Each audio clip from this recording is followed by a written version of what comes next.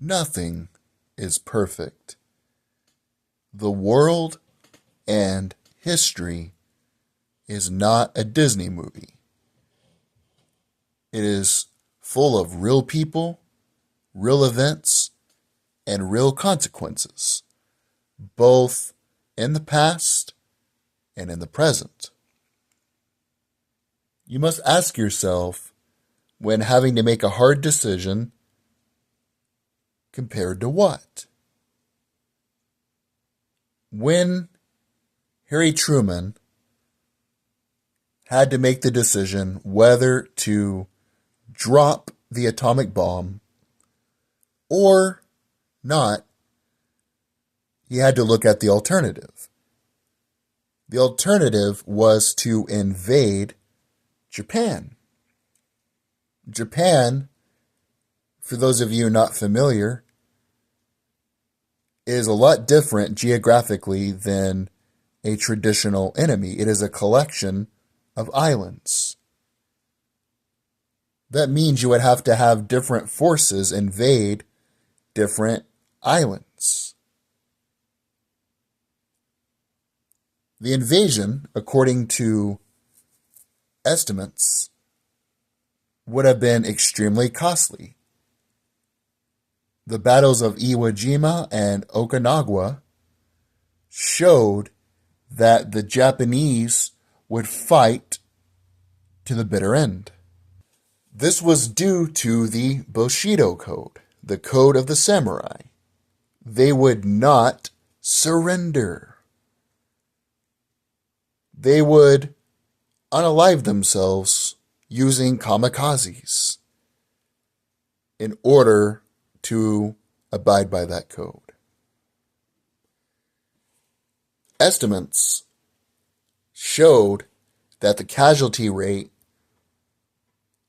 and this is very low, would have been over 106,000. Other sources thought it could cost over 220,000 and even higher than that, which means United States troops would have lost their lives. And today, there's a high probability that many individuals who are in America right now that are descendants of those soldiers would not be alive today. And that's why instead of blaming Harry Truman, we should blame Japan for not surrendering. When the United States won at Midway, it was really over, but especially Okinawa, which was around 70 miles away from Japan. On top of that, in Manchuria, which is in China, the Soviet Union was trying to regain some spoils. They entered into the war in the Pacific late because Stalin wanted a piece of the pie at the peace talks, like he had in Europe, where he got a large portion of the globe. If the United States decided to invade rather than using the atomic bomb, this is what the alternative would have looked like. You would have lost over 100,000 Americans, and the descendants of those Americans would not have a chance to have families, have kids, all because Japan wouldn't surrender like Germany did. On top of that, these individuals were willing to be unalived for the emperor. They had children. They had civilians who were armed with weapons. The soldiers would have had to go against children. That's how insane the Imperial Japanese government was. They also would have used POWs as bait.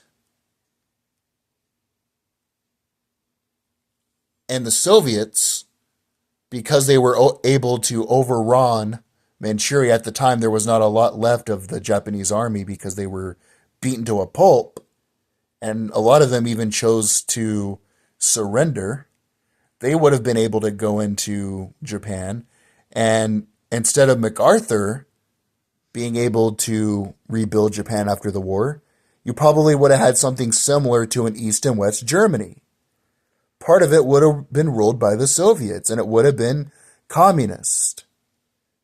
And instead of being an ally during the Cold War, because a big reason that Japan was forgiven to a certain degree after the Tokyo trials, Hideki Tojo was gone, a lot of the generals were convicted, unalive, put into prison, dealt with. The Emperor Hirohito stayed on his throne in a ceremonial role. But the point is, because of the Cold War, the Korean War happened almost a few years after that. And because the Soviet Union and the Eastern Bloc rose as the new enemy, the United States used Japan as a strategic domino, as a strategic ally in the Cold War. If the Soviets rolled over part of Japan, that wouldn't have happened. You would have had more civilians who would have died, because a lot of them were holding out for the emperor, who they viewed as a deity. The casualty rates would have been exceedingly high. And who knows when Japan would have surrendered. They were willing to fight to the last man. Even after the first bomb was dropped, massive devastation, massive infrastructure was destroyed. They still wouldn't surrender. And even after the second one was dropped, the war cabinet, a lot of individuals still wanted to continue to fight. Hirohito had to speak up for the first time and make it known he wanted the war to end because there was no pathway to victory. There was a small portion of the Japanese imperial government who wanted to have a coup against him because he wanted to surrender. That's how controversial it was. When he mentioned it on the radio, people wept in the streets. Some people followed the Bushido Code. They unalived themselves because the emperor surrendered, who they viewed as a deity. But the point is, history's not a Disney movie. If the United States decided to forego the atomic bomb and have a conventional invasion, which would have been unconventional because Japan is a collection of islands, it's not a landlocked geographic country, it would have led to hundreds of thousands of casualties. A large portion of people would not be here, the descendants of those individuals. Many individuals would have grown up without fathers, without husbands. Japan could have surrendered. It's their fault. A large portion of that country would have been controlled by the Soviet Union because to the victor goes the spoils. And instead of being a strategic area for the Cold War, especially in Vietnam War and the Korean War, which were all dominoes, it's called the domino theory. They thought if one country fell to communism, the other one would. Japan would have been occupied by both powers. And there's a large chance that MacArthur wouldn't have the same hegemony over that country. Japan had a miracle, an economic miracle after the war. They were able to rebuild and produce a lot of things. History is not a Disney movie. You can use this when it pertains to history, when it pertains to life. When you're going to make a tough decision, whether it's in business, whether it's in a relationship, whether it's a personal financial decision, ask yourself, compared to what? If I do this, what am I comparing it to? Compared to what? And if people in power would ask those questions a lot more, compared to what, we'd be a lot better off because nothing is perfect.